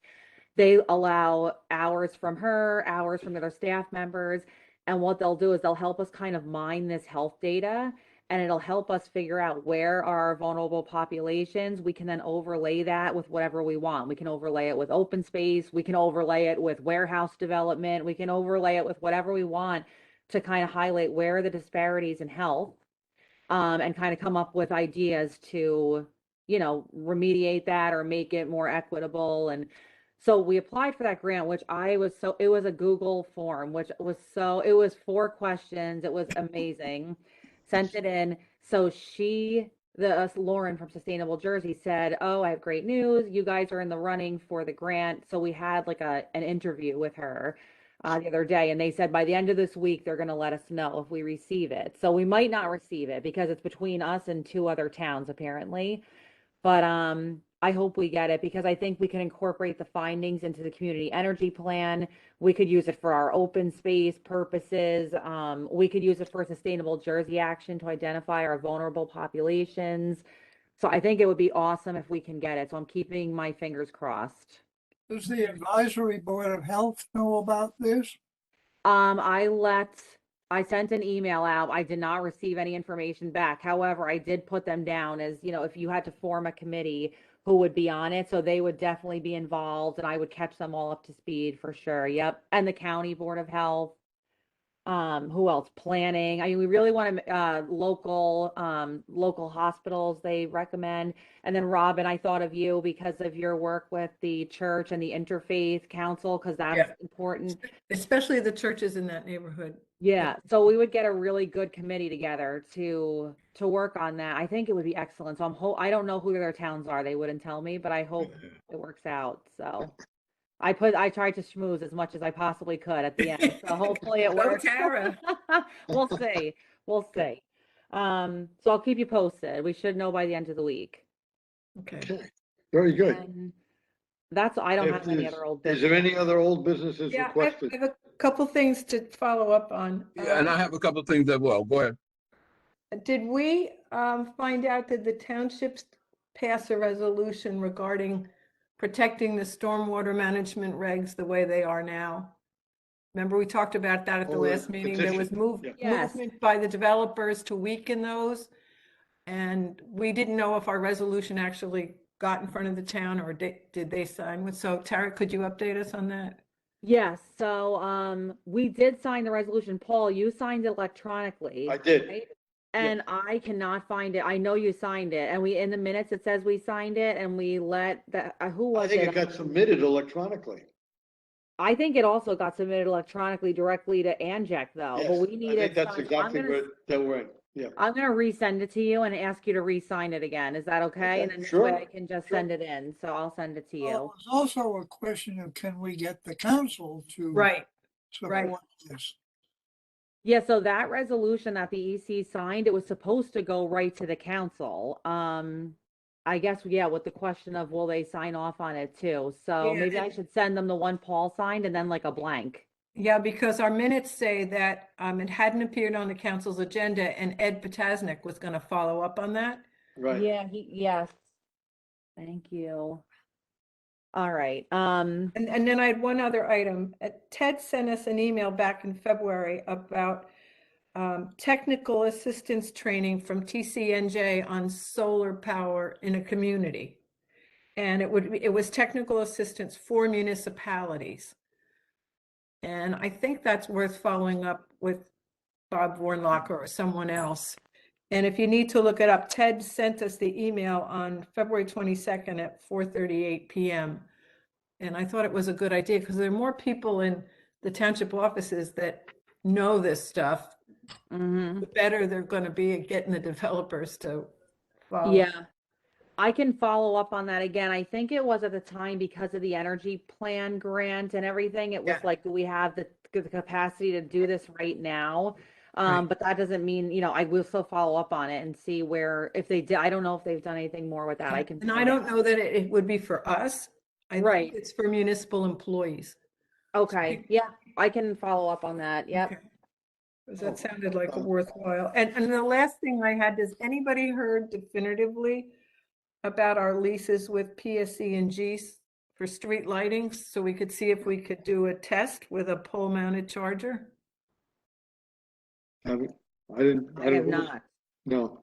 Still Yeah, here? well, yeah, I kind of put it on back burner at this time because essentially when I ask BPO to give me the wording on the regulation that prohibits utilities from directly sponsoring and paying for pole mounted chargers, I have not received a message back. Then I contacted one of the organizations that have done it elsewhere. I think it was Missouri, and they said that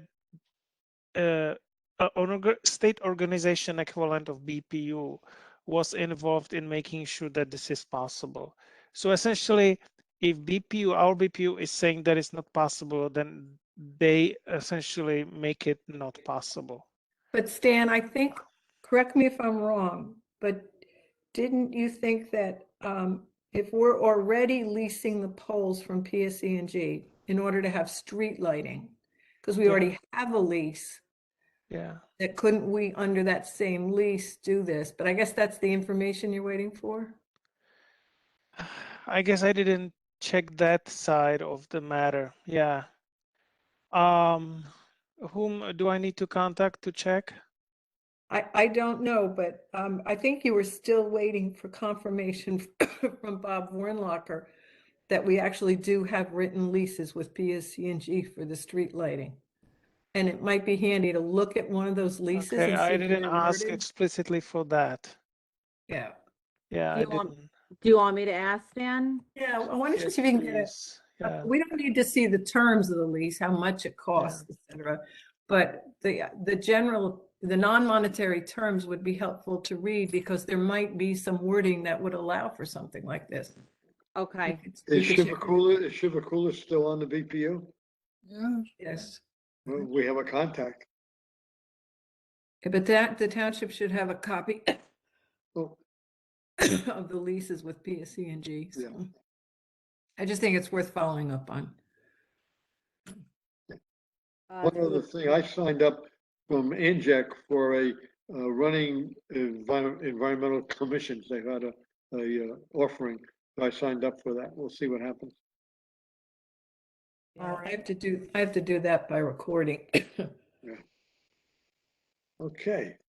Are we ready to something else, Stan? Yeah, remember that I had mentioned that the Franklin Women Code had proposed that they help distribute bags at supermarkets going forward. And I think we agreed to do so, but if I think I gave you 100 bags.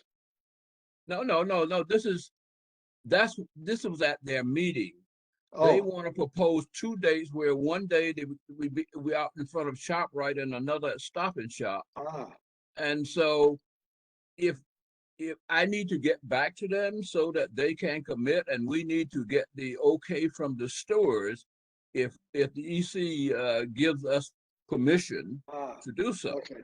Well, Tara and I discussed this afternoon that there are still more bags at DPW, but we're not sure how many. Yeah. Yeah. Well, Right, Tara? let me just tell you Right, what not, yeah. Oh, go ahead, Walter. now just let me tell you what I'm thinking. I'm regardless of where we go with this, I'm proposing April 9th, and April 23rd is the day after Earth Day. I don't know if that conflicts with the stream cleanup. April 9th is the stream cleanup. Yeah. Oh, it is. Yeah. Okay.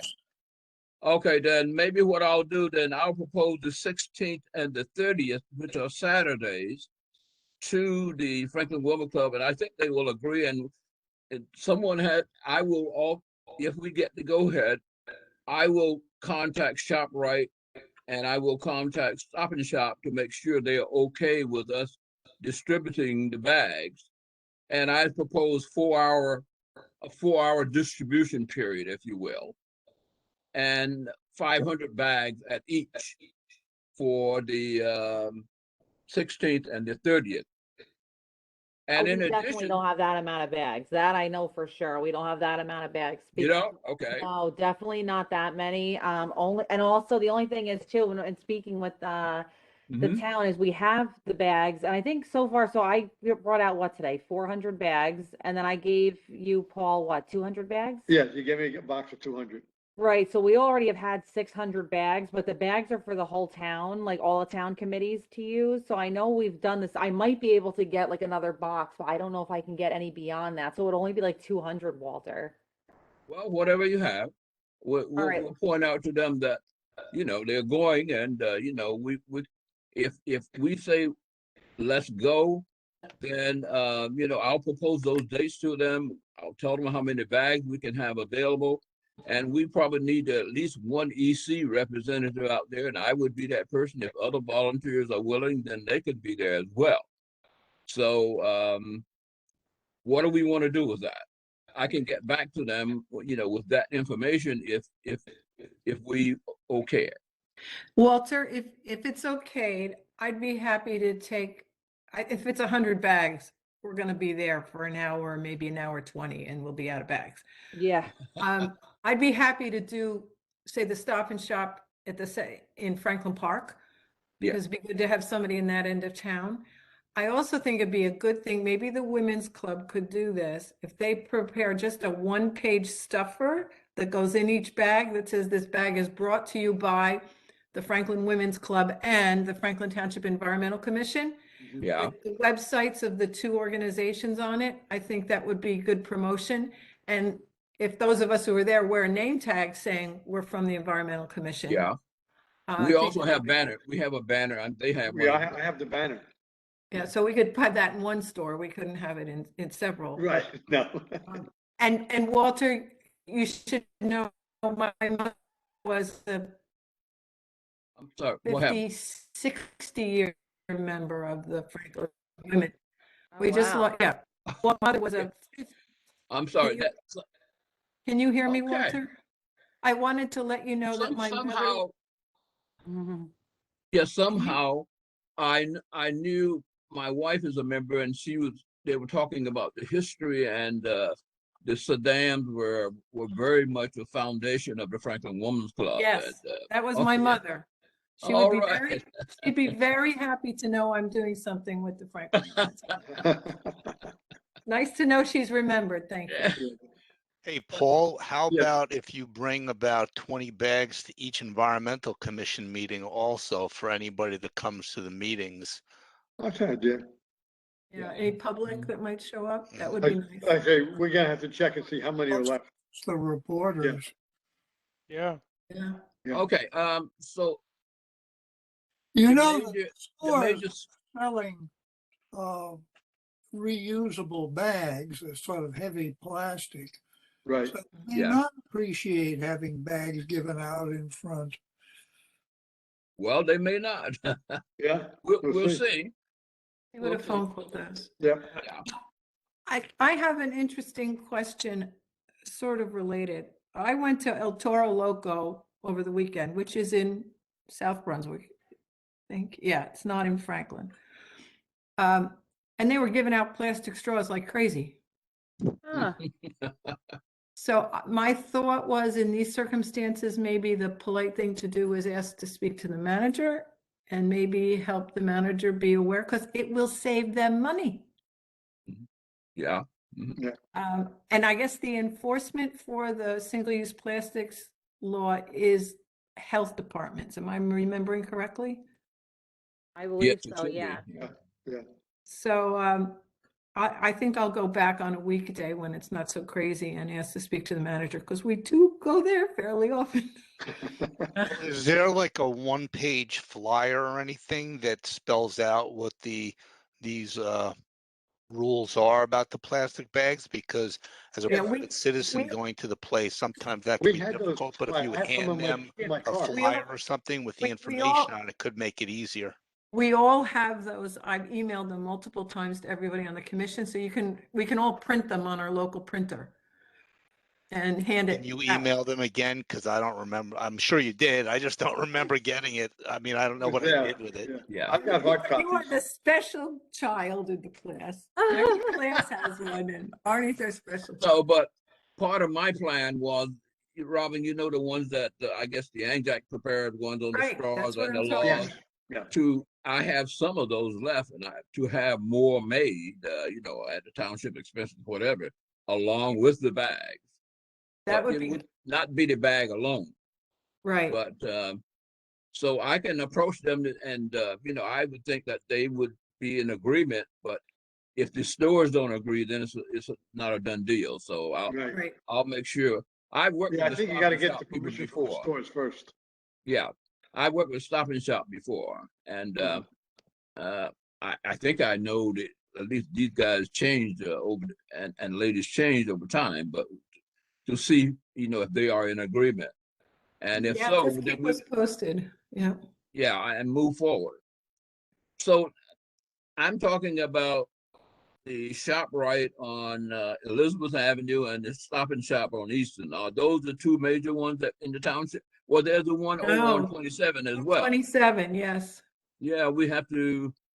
There's Okay, two of them on 27, one on Easton. Yeah, two. you're right. One near Veronica. Yeah. One near Veronica and one in Franklin Park. Oh my goodness. So we got 4. yeah. It's possible that we could do 2 per Saturday. So I'll put that in the mix, but the dates that we're looking at right now are the 16th and the 30th. Certainly Very near the Stop and Shop in Veronica. I can volunteer there on 16th. Okay, fantastic. I So w- I'll get back to your information. So and I think that would be we can put the face on East Environmental Commission. Now the other one is I think Maria said that the Franklin High School is having an environmental event. I Okay. don't remember the date. Go ahead. That was scheduled for April 8th, and it has been canceled. Right, it was canceled. It was Really? canceled, and it was actually affecting my organization, Central Jersey Electric Auto Association, because we were planning to have EV show. And it falls into the campaign Drive Electric Earth Day, which is for the whole month of April. And we have already a place mark on the portal, and I'm forced to cancel it. If anybody knows of any other venue anytime during April, I can convert the place mark to a different date within April and different venue. But I would hate to cancel it, but if nobody's interested, I'm going to cancel it. Okay, very good. So that's out. What do you do there? Well, I'm sorry, Stan, just because I've not seen it. So what do you do? Do you drive the car around, or is it looking? No, it's typically just display of electric vehicles. Okay. There is a possibility for ride and drive, but our organization doesn't have insurance for that. We would have to invite dealers, and dealers these days are even more in distress than before because they just don't have anything on their lot. Right. They just can't provide it. So what we only do, we just don't prohibit the volunteers from doing so. but it would be on their own. If there is accident, this is their problem. So we would have to have them sign a waiver. But I would just stay away from promising any ride-in drives. But we can get 10, 20, 30 electric vehicles, preferably on weekend day. We have done EV show in Franklin in 2019, and it was a work day, and it was in the afternoon, late afternoon. That can be done too. That was back behind the senior center. Yeah, Well, in Remember that front one? of it, but Oh, in front of it rather. Yeah. oh, next to it, I think. I'll give you that. Next to it. Okay. Yeah. All right. So to recap real quickly, we're going to propose that we work with the Franklin Women's Club to distribute bags in terms of in front of the Stop and Shops on Route 27, the two there, the one on Eastern Avenue, and also the shop right on Elizabeth Avenue. We're talking about the 300 bags we figured we could manage. That's the. What do you think? I don't know. That's 800 total. No, 800. I don't think you can get. I'll find out. I'll see what I can find out. If we have more, I'll definitely ask for them. Okay, well, okay, and if you we're going have, to be in contact with the various managers of the store to make sure it's okay. We'll secure the date, and I'll keep you informed. Whether it's a go or not. Okay. And I just sent everybody an email with those flyers that we developed. Ah, So okay. if you need to print a few and have them you're ready, you've got Yeah. them. I thought I was the special one. You didn't have to send it to everybody. Wow. I'll send you another one, Arnie. Okay, thank you. Okay. All right, very good. Thank you. Okay. So we're up to the closing public comment. Tara, we left with anybody in the public? Wait, I have one more. Oh, okay. Wait a second. That was the April 8th cancellation. You mentioned it. Okay. Okay, got it. So anybody just out of the bat is interested in EV show in April? Well, I mentioned about the temple over in Hillsborough. That's May. That's in May, yeah. Yeah. And I'll pursue doing one up at 6 Mile Run. I just need a little lead time. I will talk to them. I'm thinking about the environmental day that we're going to have here in April. That's April. I get the date. Yeah. That might be an idea. Yeah. But we're going to have music and everything. Even better. Canal Walk. Even better. Even better. Let me see. I'll talk to Alice and the people that are in charge of it. Mm-hmm. What kind of music? Oldies, 60s? No, we're really into rap and. Oh no! You might as well get some dancers. There you go. All right. Anybody know whether we're gonna have Franklin Day this year? I think the thought is that we're trying to, for sure. I don't know that it's been decided yet, but I haven't heard anything one way or the other. But I think the hope is that we will. If right. COVID keeps Been going canceled down, we'll be twice, okay. right? Yeah. Okay. Very good. Okay. Motion to open the meeting for public comment. So move. Second. All in favor? Aye. Aye. Tara, is there anybody out there yet? All right, we have Bill. Hey, Bill. Hello, guys. I'm good, thanks. All right, Okay. thanks. Hmm. And we have Malik. Hi, Malik. Hi, I don't have anything. Thank you so much. All right, Okay. thanks. Thanks for coming. Thank you. Then that Okay. is all that's there from the public. Okay, I accept the motion from somebody to make a motion to adjourn the I move meeting. that we close the meeting. To close the public, Oh, I'm close sorry. public, okay, close public. You're right. Yes. move to close the Second. public session. Motion to close public meeting. Yeah, All right. Everybody, is there any, raise your hands for aye? Aye. Good, okay. Aye. All right. All right. Aye. Thanks, everyone. That's bad, That's bad. Now you Yeah. want a motion to close the whole meeting. Yes, So move. second? Okay. Am I allowed?